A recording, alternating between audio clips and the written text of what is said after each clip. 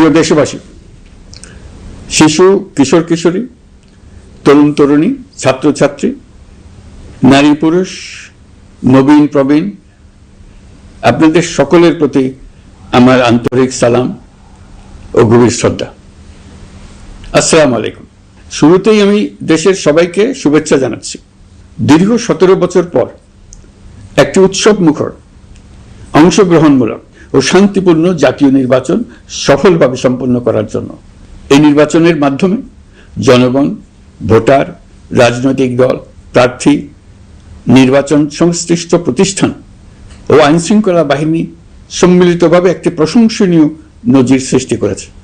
ভবিষ্যতে বাংলাদেশের নির্বাচন কেমন হওয়া উচিত, এই নির্বাচন তার একটি উৎকৃষ্ট উদাহরণ হয়ে থাকবে।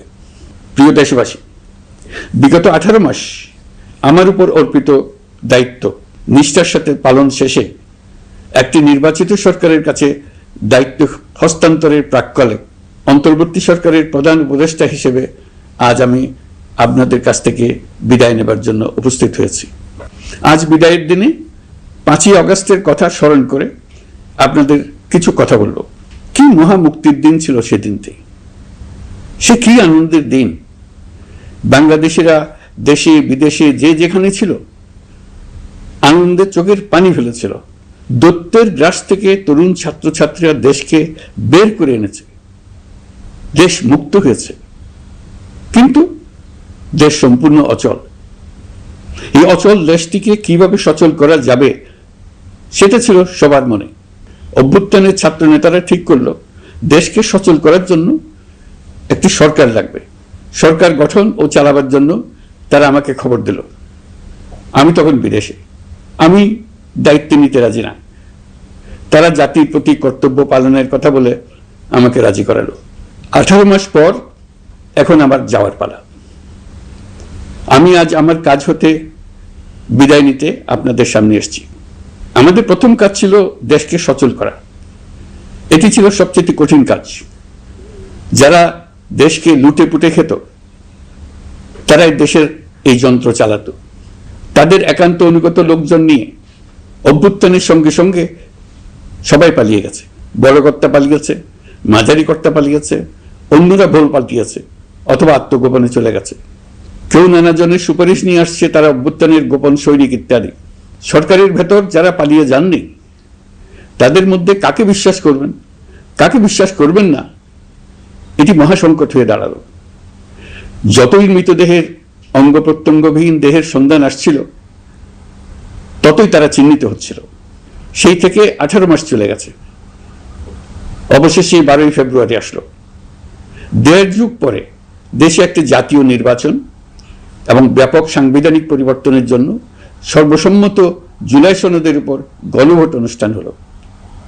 এই নির্বাচনে উৎসব মুখর পরিবেশ, দেশের সর্বত্র একটা ঈদের পরিবেশ ছিল যা আমাদের ইতিহাসে স্মরণীয় হয়ে থাকবে। এই প্রতিদ্বন্দ্বিতামূলক নির্বাচনে যারা জয়ী হয়েছেন তাদের আমি অভিনন্দন জানাচ্ছি। যারা পরাজিত হয়েছেন তাদেরকেও আমি অভিনন্দন জানাচ্ছি। হার জিতই হলো গণতন্ত্রের সৌন্দর্য।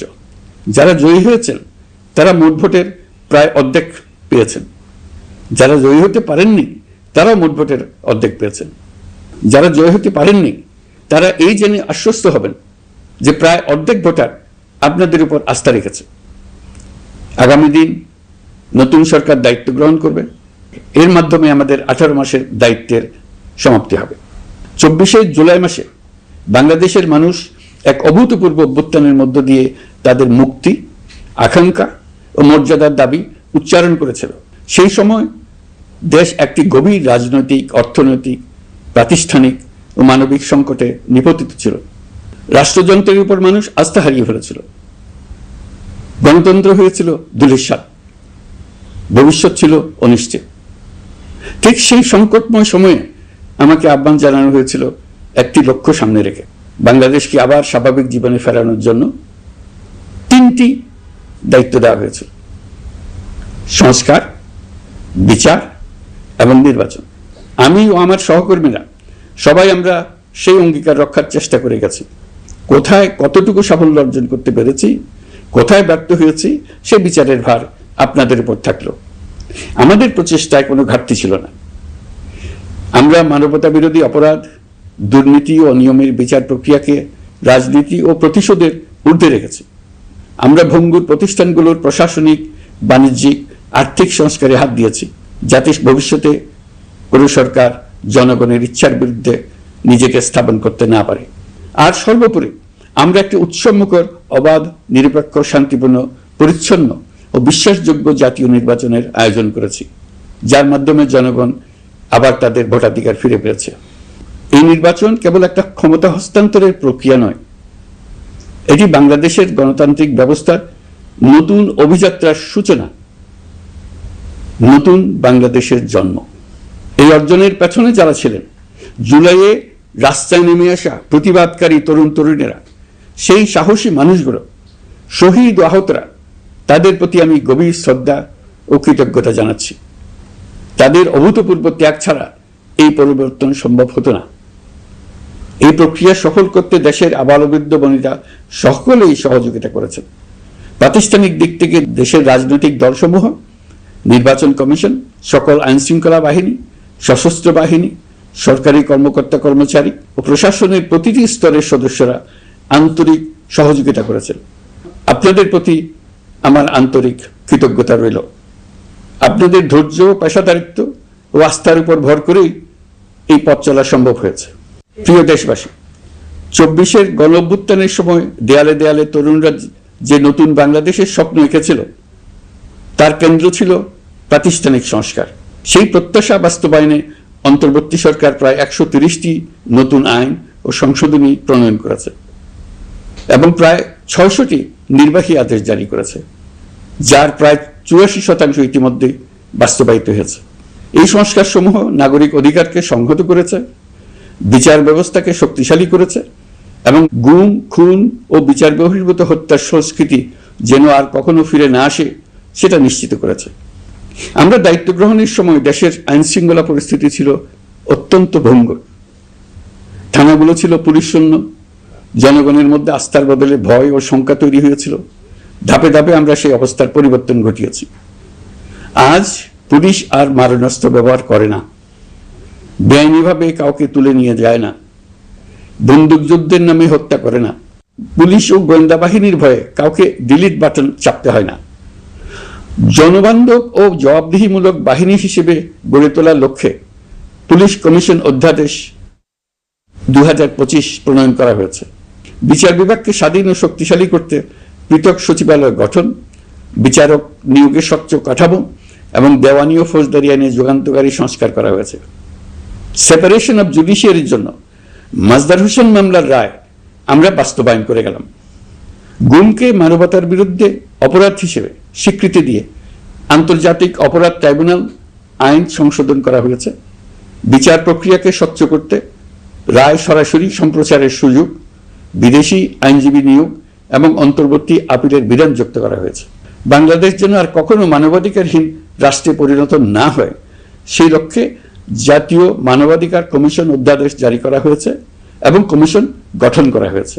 প্রিয় দেশবাসী, একটি সমাজ তখনই উন্নত হয় যখন তার নারীরা নিরাপদ, সম্মানিত ও সমান অধিকারপ্রাপ্ত। উন্নয়ন তখনই টেকসই হয় যখন নারীরা সিদ্ধান্ত গ্রহণে, অর্থনীতিতে, শিক্ষায় ও নেতৃত্বে সমানভাবে অংশ নিতে পারেন। যে নতুন বাংলাদেশের স্বপ্ন আমরা দেখছি, নারীদের অগ্রযাত্রা ছাড়া তা গড়ে তোলা সম্ভব নয়। নারী ও শিশু সুরক্ষায় যৌন হয়রানি প্রতিরোধ অধ্যাদেশ, পারিবারিক সহিংসতা প্রতিরোধের অধ্যাদেশ এবং নারী ও শিশু নির্যাতন দমন আইন সংশোধন করা হয়েছে। নতুন এসব আইনের মাধ্যমে কর্মক্ষেত্রে ও শিক্ষা প্রতিষ্ঠানে নারীদের হয়রানি প্রতিরোধ ও সুরক্ষা নিশ্চিত করার পথ সুগম করা হয়েছে। প্রিয় দেশবাসী, অভ্যুত্থান পরবর্তী এক উত্তাল সময়ে দেশকে ধীরে ধীরে স্বাভাবিক ধারায় ফিরিয়ে আনতে আমাদের সশস্ত্র বাহিনীর সৈন্যরা যে ধৈর্য, পেশাদারিত্ব ও দায়িত্ববোধের পরিচয় দিয়েছে, তার জন্য দেশবাসীর পক্ষ থেকে আমি তাদের প্রত্যেককে আন্তরিক ধন্যবাদ জানাচ্ছি। একই সঙ্গে বিশেষভাবে উল্লেখ করতে চাই, যখনই কোনো সংকটময় পরিস্থিতির উদ্ভব হয়েছে, তখনই দেশের রাজনৈতিক নেতৃত্ব আমাদের আহ্বানে তাৎক্ষণিকভাবে সাড়া দিয়েছেন এবং সহযোগিতার হাত বাড়িয়ে দিয়েছেন। এই পারস্পরিক দায়িত্ববোধ ও সংযমই দেশকে অস্থিরতার পথ থেকে স্থিতিশীলতার দিকে এগিয়ে নিতে সহায়ক হয়েছে। স্বৈরাচারের 16 বছরে এদেশের রাজনৈতিক নেতাকর্মীরা যে ভয়াবহ নিপীড়ন, মামলা হামলা, গুম ও হত্যার শিকার হয়েছেন তা আমাদের জাতির জন্য এক গভীর বেদনাদায়ক শিক্ষা। এই অভিজ্ঞতা আমাদের স্মরণ করিয়ে দেয় যাতে ভবিষ্যতে আর কখনো কোনো জালেম মাথাচাড়া দিয়ে উঠতে না পারে, যেন আর কখনো ফেসিবাদ প্রতিষ্ঠিত না হয়, শত শত আয়নাঘর সৃষ্টি না হয়, বিচার বহির্ভূত হত্যা ফিরে না আসে। সেই জন্য কেবল রাজনৈতিক অঙ্গীকারই যথেষ্ট নয়, প্রয়োজন ন্যায় বিচার নিশ্চিত করার লক্ষ্যে বিচার ব্যবস্থা ও রাষ্ট্রীয় কাঠামোর মৌলিক ও গভীর সংস্কার। এই উপলব্ধি থেকেই অন্তর্বর্তী সরকার তার সংস্কার কর্মসূচিকে সর্বোচ্চ অগ্রাধিকার দিয়েছে। প্রিয় দেশবাসী, ফ্যাসিস্ট সরকারের 16 বছরের নিপীড়ন ও জুলাইয়ের রক্তাক্ত স্মৃতি এখনো আমাদের মাঝে তাজা হয়ে আছে। যারা ভয়াবহ নিপীড়ন ও নির্যাতন চালিয়েছে তাদের বিচার করা এবং যেন আর কেউ এ ধরনের দুঃশাসন কায়েম করতে না পারে সেটা নিশ্চিত করা আমাদের গুরু দায়িত্ব। বিচার একটা চলমান প্রক্রিয়া। একাধিক ট্রাইব্যুনাল বর্তমানে সক্রিয়ভাবে কাজ করছে। ইতিমধ্যে একাধিক মামলার রায় ঘোষণা হয়েছে। আন্তর্জাতিক অপরাধ ট্রাইব্যুনালে ফেসিবাদের সময় দেশে যে গুমের সংস্কৃতি গড়ে উঠেছিল সেই ভয়াবহ মানবাধিকার লঙ্ঘনের বিচারও শুরু হয়েছে। বেশ কিছু মামলার বিচারিক কার্যক্রম এখন শেষের পথে। আমরা আশা করছি আগামী দিনগুলোতেও বিচারিক প্রক্রিয়া অত্যন্ত নিরপেক্ষ ও স্বচ্ছতার সঙ্গে এগিয়ে যাবে। প্রিয় দেশবাসী, অন্তর্বর্তী সরকারের সবচেয়ে বড় অর্জন জুলাই সনদ, যার ভিত্তিতে গণভোটে বিপুল সংখ্যাগরিষ্ঠতায় তা বাস্তবায়নের সিদ্ধান্ত দিয়েছে দেশের মানুষ। জুলাই সনদের বাস্তবায়ন হলে ফেসিবাদ ফিরে আসার পথগুলো চিরতরে বন্ধ হয়ে যাবে। আশা করব এটা নির্ধারিত সময়ের সীমার মধ্যেই বাস্তবায়ন হবে। অন্তর্বর্তী সরকারের ছোট বড় ভালো মন্দ অনেক কথা ভুলে গেলেও জুলাই সনদের কথা জাতি কখনো ভুলবে না।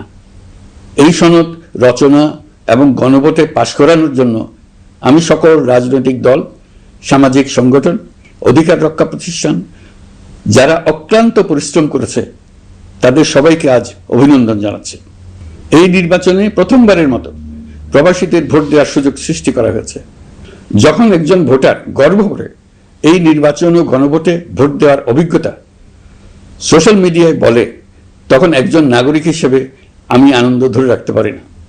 আমি আশা করি এই প্রক্রিয়ায় ভবিষ্যতে আরো অনেক বেশি প্রবাসীরা নিশ্চিন্তে অংশগ্রহণ করতে পারবে। প্রিয় দেশবাসী, আমরা দায়িত্ব গ্রহণের সময় অর্থনীতি ছিল বিপর্যস্ত, ব্যাংকিং ব্যবস্থা ভেঙে পড়েছিল, অর্থ পাচার ছিল লাগামহীন। আমরা রাজস্ব ব্যবস্থাপনা, করনীতি, মুদ্রা ব্যবস্থাপনা, আর্থিক খাতে কাঠামোগত সংস্কার এনেছি। তলাবিহীন অর্থনীতি আমাদের জন্য রেখে গিয়েছিল আগের ফেসিবাদী সরকার। কেন্দ্রীয় ব্যাংক বাণিজ্য ব্যাংককে ফতুর করে দিয়ে গেছে, $234 বিলিয়ন পাচার করে নিয়ে গেছে, বিশাল ঋণের বোঝা রেখে গেছে। এইসব আমাদের জানা কথা। আমরা যারা এই অর্থনীতি আবার চালু করার দায়িত্ব পেয়েছিলাম তারা দিশা খুঁজে পাচ্ছিলাম না। এখন যাবার সময় স্বস্তি পাচ্ছি যে আমরা অবস্থার মোকাবেলা করতে পেরেছি এবং নতুন অর্থনীতির বুনিয়াদ রচনা করে রেখে যেতে পারছি। এখন আর পাওনাদাররা আমাদের তাড়া করতে আসবে না। আন্তর্জাতিক লেনদেনে আমরা চোখে অন্ধকার দেখব না। আমাদের রিজার্ভের পরিমাণ এখন $34 বিলিয়ন। আমাদের দেশপ্রেমিক প্রবাসী ভাই বোনদের রেমিটেন্সের টাকায় এই রিজার্ভ ক্রমেই বাড়ছে। নিত্য প্রয়োজনীয় পণ্যের দাম নিয়ন্ত্রণে সরবরাহ বৃদ্ধি করা হয়েছে। টিসিবির কার্যক্রম সম্প্রসারিত হয়েছে। বাজার তদারকি ও মজুতদারির বিরুদ্ধে কঠোর ব্যবস্থা নেওয়া হয়েছে। এর ফলে খাদ্য মূল্যস্ফীতি উল্লেখযোগ্যভাবে কমেছে। শ্রমিক অধিকারকে মানবাধিকারের অংশ হিসেবে বিবেচনা করে আন্তর্জাতিক শ্রম সংস্থার গুরুত্বপূর্ণ কনভেনশন সমূহ অনুসমর্থন করা হয়েছে, যা কর্মক্ষেত্রে শ্রমিকের নিরাপত্তা ও মর্যাদা নিশ্চিত করবে। যুগান্তকারী নতুন শ্রম আইন প্রণয়ন করা হয়েছে। প্রবাসীরা আমাদের অর্থনীতির প্রাণশক্তি। তাদের সুরক্ষা ও কল্যাণে আইন সংশোধন, বিদেশে আইনি সহায়তা, নতুন শ্রম চুক্তি এবং দক্ষতা উন্নয়ন প্রকল্প গ্রহণ করা হয়েছে। বন্দর ব্যবস্থাপনা ও বিনিয়োগ কাঠামোতে আমূল সংস্কারের মাধ্যমে ইউরোপীয় সর্ববৃহৎ বিনিয়োগ সহ একাধিক কৌশলগত প্রকল্প এগিয়েছে। ব্লু ইকোনমির সম্ভাবনা কাজে লাগাতে গভীর সমুদ্র বন্দর, মৎস্য ও আধুনিক টাউনশিপ উন্নয়নে নতুন কর্তৃপক্ষ গঠন করা হয়েছে। প্রিয় দেশবাসী, পররাষ্ট্রনীতিতে বাংলাদেশের সার্বভৌমত্ব, জাতীয় স্বার্থ ও দেশের মর্যাদা, এই তিনটি মূল ভিত্তি আমরা দৃঢ়ভাবে পুনরুদ্ধার করতে সক্ষম হয়েছি। নতজানু পররাষ্ট্রনীতি কিংবা অপর দেশের নির্দেশনা ও পরামর্শ নির্ভর বাংলাদেশ এখন আর নয়। আজকের বাংলাদেশ নিজের স্বাধীন স্বার্থ রক্ষায় আত্মবিশ্বাসী, সক্রিয় ও দায়িত্বশীল। বিশ্বের সকল দেশের সঙ্গে পারস্পরিক সম্মান ও স্বার্থের ভিত্তিতে সম্পর্ক গড়ে তুলতে আমরা প্রতিশ্রুতিবদ্ধ। একই সঙ্গে ভারসাম্য বজায় রেখে ভবিষ্যতের জন্য প্রয়োজনীয় কৌশলগত সিদ্ধান্ত নিতে সক্ষম এমন একটি রাষ্ট্র হিসেবে বাংলাদেশ আজ নিজেকে প্রতিষ্ঠিত করেছে। রোহিঙ্গা সংকট আমাদের জাতীয় নিরাপত্তা, আঞ্চলিক স্থিতিশীলতা ও অর্থনীতির উপর একটা গুরুতর দীর্ঘস্থায়ী চাপ সৃষ্টি করে রেখেছে। দুঃখজনকভাবে দীর্ঘ সময় ধরে এই সংকট নিরসনে কোনো কার্যকর সমন্বিত আন্তর্জাতিক উদ্যোগ দৃশ্যমান ছিল না। দায়িত্ব গ্রহণের পর আমরা আন্তর্জাতিক অঙ্গনে মৃতপ্রায় এই ইস্যুটিকে পুনরায় বিশ্ব মনোযোগের কেন্দ্রে নিয়ে আসতে সক্ষম হয়েছে। এই সংকটের গুরুত্ব অনুধাবন করে জাতিসংঘ আমাদের পাশে দাঁড়িয়েছে। জাতিসংঘের মহাসচিব নিজে বাংলাদেশ সফর করেছেন এবং সমস্যার টেকসই সমাধানে সহায়তার অঙ্গীকার ব্যক্ত করেছেন। আমার অনুরোধে জাতিসংঘে রোহিঙ্গা বিষয়ে বিশেষ সভা অনুষ্ঠিত হয়েছে। প্রিয় দেশবাসী, দীর্ঘ ফ্যাসিবাদী শাসনামলে বাংলাদেশের সশস্ত্র বাহিনীর সক্ষমতা ও আধুনিকীকরণের বিষয়টি পরিকল্পিতভাবে উপেক্ষিত ছিল। আমরা অল্প সময়ের মধ্যেই সেই অবস্থার মৌলিক পরিবর্তনের সূচনা করতে পেরেছি। দায়িত্ব গ্রহণের পর থেকেই বর্তমান সরকার সশস্ত্র বাহিনীর সক্ষমতা বৃদ্ধি, আধুনিকায়ন এবং যে কোনো ধরনের আগ্রাসন কার্যকরভাবে মোকাবেলার জন্য সশস্ত্র বাহিনীকে উপযোগী করে গড়ে তোলাকে অগ্রাধিকার দিয়েছে। সশস্ত্র বাহিনীর প্রতিরক্ষা সক্ষমতা বৃদ্ধি একটি ব্যয়বহুল প্রক্রিয়া হলেও বর্তমান বৈশ্বিক বাস্তবতায় বহির্বিশ্বের সম্ভাব্য হুমকি ও আগ্রাসন মোকাবেলার জন্য এর কোনো বিকল্প নেই। এই বাস্তবতা বিবেচনা নিয়ে অন্তর্বর্তী সরকার তার সীমিত মেয়াদের মধ্যে সেনাবাহিনী, বিমান বাহিনী ও নৌবাহিনীর সক্ষমতা বৃদ্ধিতে যুগান্তকারী পদক্ষেপ গ্রহণ করেছে। আমি দৃঢ়ভাবে বিশ্বাস করি এই উদ্যোগগুলোর ধারাবাহিকতা ভবিষ্যতের নির্বাচিত গণতান্ত্রিক সরকার সমূহ অব্যাহত রাখবে, যাতে বাংলাদেশের জাতীয় নিরাপত্তা, স্বাধীনতা, সার্বভৌমত্ব, আঞ্চলিক অখণ্ডতা দীর্ঘমেয়াদে নিশ্চিত করা যায়। প্রিয় দেশবাসী, বাংলাদেশ এখন কেবল সংকট থেকে উত্তরণের গল্প নয়। বাংলাদেশ আজ অমিত সম্ভাবনার দেশ। আমাদের ছেলে মেয়েরা অসীম সম্ভাবনা নিয়ে জন্মায়। এটি সাহসী, সৃজনশীল, উদ্যমী তরুণদের দেশ। তাদের দরকার উপযুক্ত শিক্ষা, বিশ্বমানের প্রশিক্ষণ এবং এমন একটি রাষ্ট্র ব্যবস্থা যেখানে মেধা ও পরিশ্রম ও সততার মূল্য আছে। সারা বিশ্বে অর্থনৈতিক কর্মকাণ্ড পরিচালনায় প্রতি বছর বিপুল সংখ্যক দক্ষ, কর্মঠ, শৃঙ্খলাবদ্ধ কর্মীর প্রয়োজন তৈরি হচ্ছে, আর বাংলাদেশে আছে কর্মক্ষম বিপুল তরুণ সম্প্রদায়। আমরা যদি এই বৈশ্বিক চাহিদা পূরণে উপযুক্ত পদক্ষেপ গ্রহণ করি, তাহলে জাপান, কোরিয়া, মধ্যপ্রাচ্য, ইউরোপ, উত্তর আমেরিকা সহ সবাই চাইবে বাংলাদেশের তরুণ তরুণীদের শ্রম, মেধা ও সৃজনশীলতা ব্যবহার করতে। আমরা হয়ে উঠতে পারি তাদের জন্য পছন্দের একটা নির্ভরযোগ্য, দক্ষ জনশক্তি সরবরাহকারী দেশ। আমাদের খোলা সমুদ্র কেবল ভৌগোলিক সীমারেখা নয়, এটি বাংলাদেশের জন্য বিশ্ব অর্থনীতির সঙ্গে যুক্ত হওয়ার উন্মুক্ত দরজা। নেপাল, ভুটান ও সেভেন সিস্টার্সকে নিয়ে এই অঞ্চলে অর্থনৈতিক সমৃদ্ধির বিশাল সম্ভাবনা রয়েছে। অর্থনৈতিক অঞ্চল, বাণিজ্যিক চুক্তি ও শুল্কমুক্ত বাজারে প্রবেশের সুযোগের মধ্য দিয়ে এই অঞ্চলে একটি বৈশ্বিক উৎপাদন কেন্দ্র হিসেবে গড়ে ওঠা শক্তিশালী ভিত্তি প্রতিষ্ঠিত হবে। আমাদের বন্দরগুলোর দক্ষতা আন্তর্জাতিক পর্যায়ে নেবার জন্য সেরা আন্তর্জাতিক বন্দর পরিচালনা কোম্পানির সঙ্গে চুক্তির কাজে আমরা অনেক এগিয়ে এসেছি। এর দক্ষতা বাড়াতে না পারলে আমরা অর্থনৈতিক অর্জনে পিছিয়ে যাব। প্রিয় দেশবাসী, সম্প্রতি বাংলাদেশের সঙ্গে যুক্তরাষ্ট্রের একটি গুরুত্বপূর্ণ দ্বিপাক্ষিক বাণিজ্য শুল্ক চুক্তি সম্পন্ন হয়েছে। এই চুক্তি কেবল একটি বাণিজ্যিক সুবিধা নয়, এটি বাংলাদেশের অর্থনীতি, কর্মসংস্থান, শিল্পায়ন এবং আন্তর্জাতিক কূটনৈতিক অবস্থানকে দীর্ঘমেয়াদে শক্তিশালী করার জন্য একটি কৌশলগত ভিত্তি হিসেবে কাজ করবে। এই চুক্তির ফলে যুক্তরাষ্ট্রের বাজারে বাংলাদেশের জন্য প্রযোজ্য পারস্পরিক শুল্ক ভার, রেসিপ্রোকাল ট্যারিফ 37% থেকে 19% কমে এসছে। এই চুক্তির একটা বিশেষ দিক হলো যুক্তরাষ্ট্রে উৎপাদিত তুলা ও কৃত্রিম তন্তু ব্যবহার করে তৈরি পোশাক পণ্যে শূন্য পারস্পরিক শুল্ক সুবিধা। এটা একটা মস্ত বড় সুবিধা। এর মাধ্যমে যুক্তরাষ্ট্রের বাজারে শুল্ক সুবিধা পাওয়ায় বাংলাদেশি পোশাক আরো কম দামে যুক্তরাষ্ট্রে প্রবেশ করবে। যুক্তরাষ্ট্রের তুলা ব্যবহারের ফলে আমাদের সরবরাহ চেইন আরো বৈচিত্র্যময় ও স্থিতিশীল হবে। এটি বাংলাদেশের পোশাক শিল্পকে উচ্চ মূল্যের ও উন্নত মানের পণ্যের দিকে অগ্রসর হওয়ার সুযোগ করে দেবে। প্রিয় দেশবাসী, বাংলাদেশের অর্থনৈতিক ভবিষ্যৎ টেকসই, বৈচিত্র্যময় ও প্রযুক্তি নির্ভর করার লক্ষ্যে জাপানের সঙ্গে সম্পাদিত অর্থনৈতিক অংশীদারিত্ব চুক্তি একটি ঐতিহাসিক ও কৌশলগত অগ্রগতি। এই অংশীদারিত্বের একটি গুরুত্বপূর্ণ সুফল হল উৎপাদন ও রপ্তানির বহুমুখীকরণ। জাপানের সঙ্গে সহযোগিতার ফলে অটোমোবাইল যন্ত্রাংশ, ইলেকট্রনিক্স, রেলওয়ে সরঞ্জাম, গ্রিন টেকনোলজি এবং উচ্চ মূল্যের শিল্পপণ্যে বাংলাদেশ ধাপে ধাপে যুক্ত হতে পারবে। এতে আমাদের ঝুঁকি কমবে এবং বৈশ্বিক বাজারে বাংলাদেশের অবস্থান আরো শক্তিশালী হবে। পৃথিবীর শিল্পোন্নত দেশগুলো আমাদের দেশে বিনিয়োগ করবে শুধু জাপানে শুল্কমুক্ত রপ্তানির সুবিধা গ্রহণ করার জন্য। প্রিয় দেশবাসী, আমরা চীনের সাথে আমাদের উন্নয়ন সহযোগিতা গভীরতর করেছে। গত বছর মার্চে বেজিংয়ে চীনের প্রেসিডেন্ট শি জিনপিং এর সাথে বৈঠকে আমরা দুদেশের মধ্যকার কৌশলগত অংশীদারিত্বকে নতুন পর্যায়ে উন্নীত করার প্রত্যয় ব্যক্ত করেছে। ইতিমধ্যে তিস্তা নদীর সামগ্রিক ব্যবস্থাপনা ও পুনর্বাসন প্রকল্পের বিষয়ে উল্লেখযোগ্য অগ্রগতি হয়েছে। নীলফামারীতে 1000 শয্যার একটি আন্তর্জাতিক মানের হাসপাতাল তৈরিতে দুদেশ একমত হয়েছে। এই কাজটি আমরা এগিয়ে নিতে পেরেছি।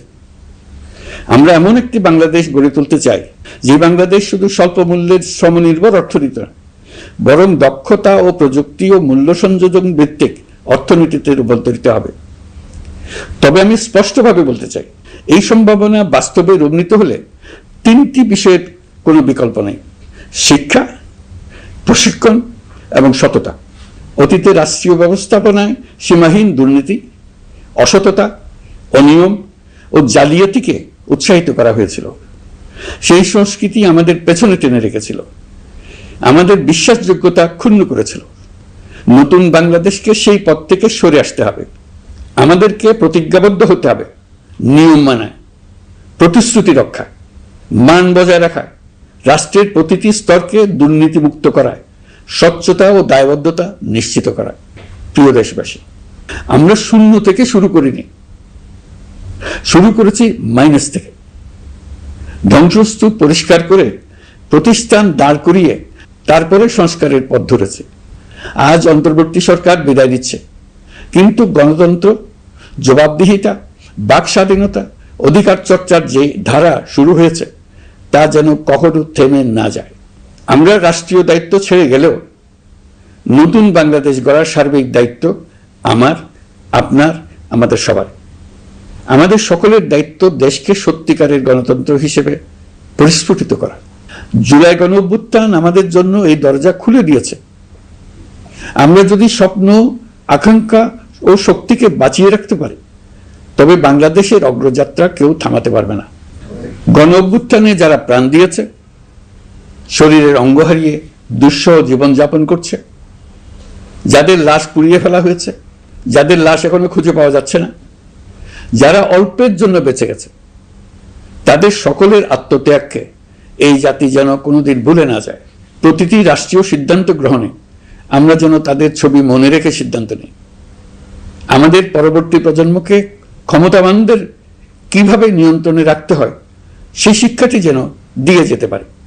ক্ষমতাবানদের ক্ষমতা মানুষকে কিরকম মনুষ্যত্বহীন করে তুলতে পারে সেটা জাতির ইতিহাসে ধরে রাখার জন্য আমরা পলাতক প্রধানমন্ত্রীর বাসস্থান গণভবনকে জাতীয় জুলাই স্মৃতি জাদুঘর হিসেবে প্রতিষ্ঠিত করে রেখে যাচ্ছি।